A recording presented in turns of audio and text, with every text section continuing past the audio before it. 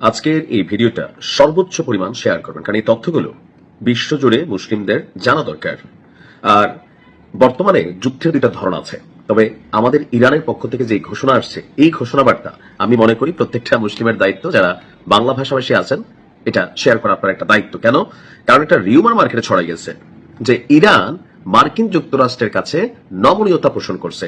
Iran এই যুদ্ধের ব্যয়ভার টানতে পারতেছে না। ইরান মার্কিন যুক্তরাষ্ট্রের সাথে কালো চুক্তি করে এই যুদ্ধকে শেষ করতে যাচ্ছে।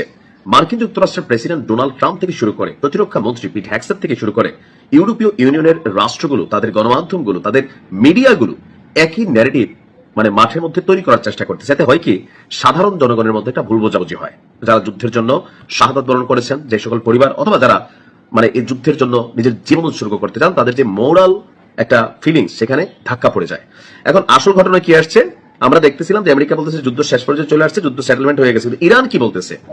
এই যুদ্ধ নিয়ে আজকে সর্বশেষ ইরানের সশস্ত্র বাহিনী, ইরানের গর্ব যারা আইআরজিসি, তারা বলছে পূর্ণাঙ্গ বিজয়ের আগ পর্যন্ত এই লড়াই থামবে না। অর্থাৎ ইরান, ইসরায়েল এবং আরব রাষ্ট্রগুলোর ভিতরে যে পরিমাণ অভিযান চালিয়েছে, ৮০তম ধাপ পার হয়ে গেছে।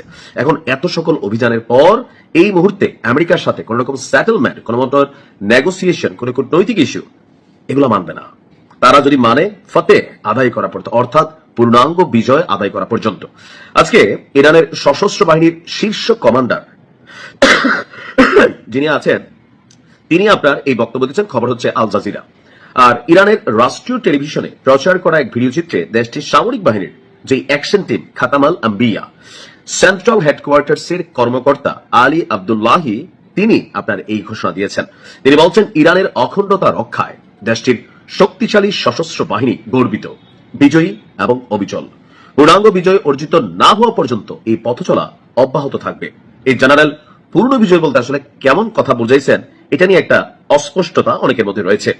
বলা হচ্ছে যে, ধারণা করা হচ্ছে যে এখানে পূর্ণাঙ্গ বিজয় বলতে এটা বোঝানো হয়েছে যুক্তরাষ্ট্র এখন বাটে পড়া হরমুজ প্রণালীর ধাক্কা নিয়ে বিশ্ববাজারে তেলের দামের ঊর্ধ্বগতি বা তাদের যে মিত্ররা তাদেরকে সাপোর্ট না করা, সব দিক থেকে যুক্তরাষ্ট্র বাটে পড়ে যখন ইরানের উপর নিষেধাজ্ঞা শিথিল করতেছে, হ্যান ত্যান বংচং করতেছে, বা বলতেছে যে হরমুজ প্রণালী ইরান এবং আমেরিকা মিলে এখন থেকে এরা কন্ট্রোল করবে, নানান কিন্তু চটকদার কথাবার্তা যুক্তরাষ্ট্র বলছে।